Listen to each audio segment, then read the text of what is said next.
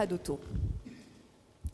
Je suis à la fois chef d'entreprise, je suis une femme, je suis mère et je suis aussi une citoyenne. Je vais revenir sur ces 3 points, ces 4 points exactement, un peu plus tard. Il faut savoir que je me suis posé des questions et je m'étonne véritablement moi-même. J'ai l'impression en fait d'être tombée dans une potion magique quand j'étais petite. Et qu'est-ce qui se passe? C'est quand je me regarde dans la glace, j'ai l'impression d'être Obélisque. Mais Obélisque du bonheur. Pourquoi? Parce que je fais instinctivement ce qu'il faut faire pour être heureuse la plupart du temps. Donc face à ça, plus j'étudie et plus j'expérimente, plus que je m'aperçois qu'il y a 2 choses essentielles. Il faut agir et non pas subir. Qu'est-ce qui se passe? Dans le monde actuel, le monde est en plein changement. Nous sommes véritablement à une période de transition. Qu'est-ce qu'on voit? La crise nous frappe à nos frontières, juste à côté de nous. Qu'est-ce qu'il y a? Il y a des guerres, mais juste à côté. Quand on regarde et qu'on ouvre nos portes, il y a la barbarie à côté de nous. On n'a qu'à écouter voir la télévision, écouter la radio, on dit c'est pas possible. Et face à ça, qu'est-ce qu'il faut faire? Alors on peut être, comme beaucoup, pessimiste, négatif, en disant c'était quand même beaucoup mieux avant. Non mais ça c'est le pessimisme. Et on s'aperçoit quoi? Il y a un grand philosophe qui s'appelle Alain qui disait le pessimisme est d'humeur, l'optimisme de volonté. C'est tellement facile de critiquer son voisin, de critiquer le gouvernement, de critiquer mon ami, de critiquer tous les gens qui m'entourent. Il faut dire aux gens d'être optimistes et d'être positif. C'est dur, effectivement c'est dur, mais ça vaut le coup d'être positif. Ça vaut le coup d'essayer de se poser les véritables questions, en fait. Alors les vraies questions, c'est quoi? Il y a Gandhi qui disait « il faut être le changement qu'on veut voir dans le monde ». Ça, c'est une grande question. Donc, je me suis posé la question et je me dis, peut-être, il y a 2 questions qui sont primordiales. Les 2 questions pour moi qu'il faut se poser, c'est-à-dire, pourquoi suis-je fait ou pourquoi suis-je faite?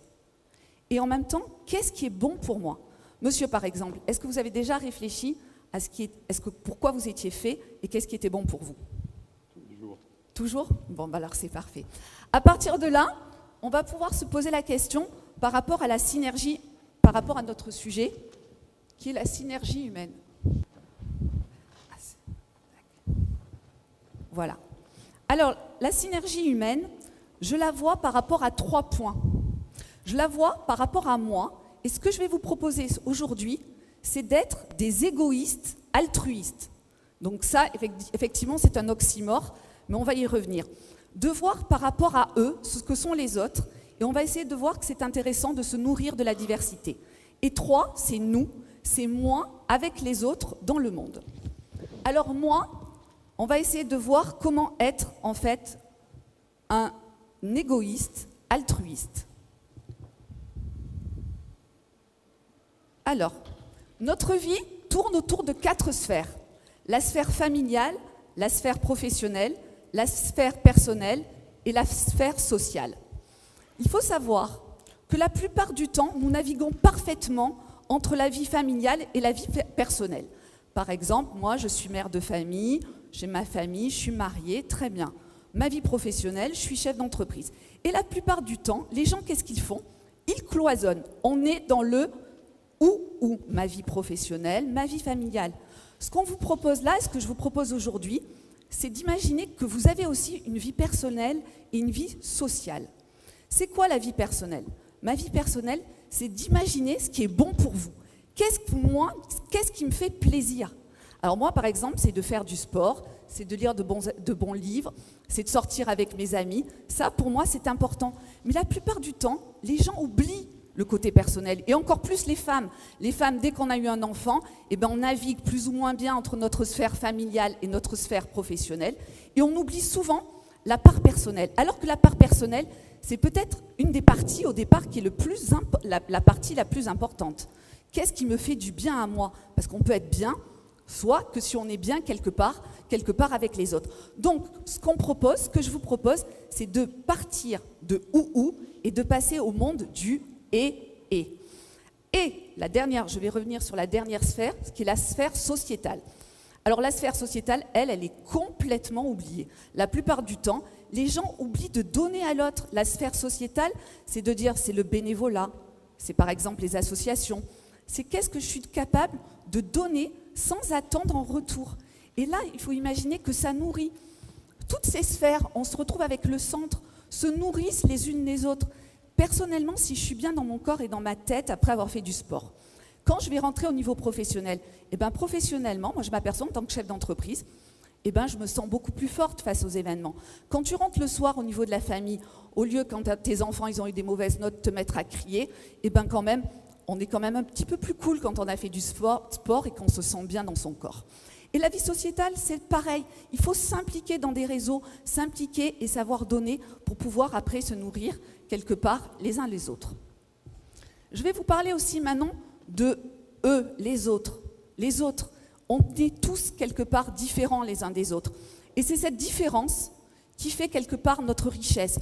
On est différents par rapport aux âges, par rapport aux gènes, par rapport aux cultures, par rapport aux religions. Et il ne faut pas avoir peur de l'autre, parce que l'autre, quelque part, est nécessaire et notre diversité fait de notre richesse. Et c'est à partir de là qu'on peut revenir peut-être à nous, moi, avec les autres. Qu'est-ce que nous sommes? Qu'est-ce que nous sommes vraiment? À partir de là, moi, je suis quoi? Je suis j'habite une rue, j'habite à Rimier, j'habite une ville, j'habite à Nice, j'habite un pays, j'habite en France, j'habite dans un continent, l'Europe, j'habite la Terre, j'habite l'univers. À partir de là, qu'est-ce que ça veut dire? Ça veut dire quoi? Ça veut dire que je suis à la fois si petite et en même temps si grande vis-à-vis des gens qui m'entourent. Mais en même temps, la vie est quoi? La vie, ça peut être à la fois quelque chose de très court, mais en même temps, la vie, ça peut être quelque chose de très long. Donc à partir de là, j'ai lancé un nouveau concept qui s'appelle le REN. Alors le REN, ça veut dire quoi? Le REN, c'est revenir à ce que je vous avais proposé au départ, d'être des égoïstes altruistes. D'abord, se faire du bien. Je commence par moi. Se faire du bien, mais après, en faire aux autres avec l'optimisme. Alors, REN, au départ, avait une signification chez les Égyptiens. Ça représentait le nom de l'être. Et sans le nom, on n'existait pas. Et le plus important, REN avait une très grande signification chez Confucius. Ça représentait l'amour de l'humanité, se construire et partager avec les autres. Moi, ce que je vous propose aujourd'hui, c'est d'être des révolutionnaires. Mais des révolutionnaires de quoi? D'être des révolutionnaires du positif. Savoir se faire plaisir, en faire aux autres avec l'optimisme. Je vais vous montrer maintenant des exemples de REN qui peuvent se concrétiser. Là, dans un premier temps, je les ai concrétisés par des tableaux, qui sont des images et des phrases, pour vous montrer des REN. Alors là, je vais vous demander d'imaginer un chef d'entreprise, un grave accident, un handicap. Et quelque part, il repart. Son rêve à lui, c'est maintenant une boîte des plus importantes en France. Il fait du transport d'handicapés. Et son rêve à lui, c'est quoi? C'est la liberté pour tous de se déplacer.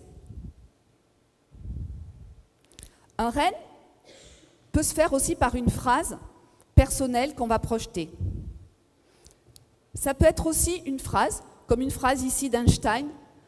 Un sourire coûte moins cher que l'électricité, mais donne autant de lumière. Ça peut être également un moment de bonheur qu'on a envie de communiquer aux autres ou de se rappeler, de se faire plaisir. Et là, je vais rentrer dans mes rênes à moi. Mes rênes à moi, j'en ai fait 3. J'en ai fait en rose, c'est mes rênes de vie.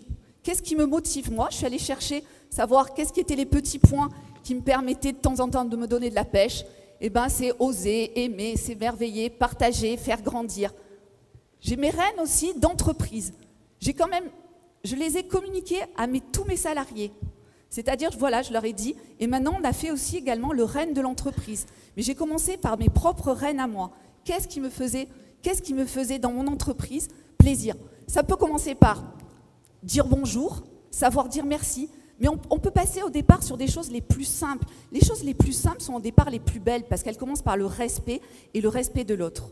Mais ça peut être aussi de faire augmenter le chiffre d'affaires parce que quand même je suis chef d'entreprise. Et le dernier, en bleu, c'est mes règles de la maison. Ça, nous l'avons fait en famille, tous ensemble, mon mari, mes enfants. savoir s'aimer, rire, écouter. Mais moi aussi, c'est peut-être savoir laver le lavabo et ne pas lécher la cuillère. Donc ça peut être des choses à la fois qui peuvent paraître futiles, mais en même temps, quelque part, qui ne le sont pas, parce que c'est nos règles à nous, c'est nos règles, quelque part, c'est nos règles de vie. Tout ça pour dire que ça s'appuie aussi sur une démarche scientifique. Il faut savoir qu'aux États-Unis, il y a un grand courant qui s'appelle la psychologie positive, et un des grands chercheurs, c'est Seligman. Et Seligman, il dit quoi par rapport au bonheur? Il dit que 50% nous vient de la génétique. Malheureusement, 50%, c'est énorme, mais on ne peut rien y faire. En fonction des éléments, on ne peut rien faire. On est tous avec des gènes différents. Et face au bonheur, eh ben, on n'a pas les mêmes pouvoirs. Il y a un chiffre qui paraît ahurissant, c'est les 10%. Les 10%, c'est ce qui nous arrive dans notre vie. C'est-à-dire demain, qu'un événement heureux vous arrive ou qu'un élément malheureux vous arrive, eh ben, ça ne compte pas pour grand-chose. Ça compte que pour 10%. Alors qu'on croit que les événements, malheur, il m'est arrivé ça, malheur, ça compte rien, ça compte que pour 10%. Ce qui nous reste, c'est notre libre arbitre, c'est les 40%, c'est comment nous allons agir face aux événements. Et c'est pour ça que le REN, ce que je vous propose aujourd'hui, c'est de réfléchir à ce qui est bon pour nous et que nous devenions des acteurs, que nous puissions agir. Parce que le plus important, c'est qu'il faut agir pour être heureux. La science prouve de plus que les gens heureux vont vivre plus longtemps, vont avoir des vies conjugales plus harmonieuses, vont plus vite se remettre des maladies, ont moins besoin de médicaments, etc., etc. Donc, qu'est-ce qu'il faut? Il faut agir pour être heureux. Donc, ce matin, ce que je vous propose, c'est d'être reine. Merci.